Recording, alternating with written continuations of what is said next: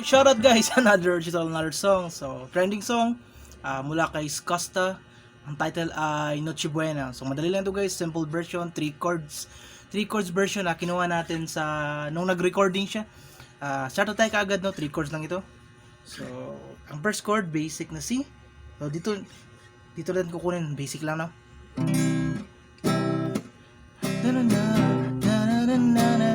And then second chord ay basic ulit, E minor.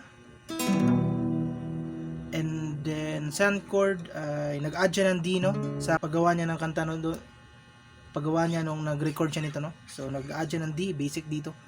Dito niya kinuha, dito natin kukunin para simple nga. Okay, C, E minor, D. So simple lang, 3 chords lang, and then ang string pattern ay down, down, up, down, up. So timing natin ulit, down, down, up, down, up. Down, down, up, down, up. Play natin na. Simple lang. Down, down, down, up, down, down. Okay?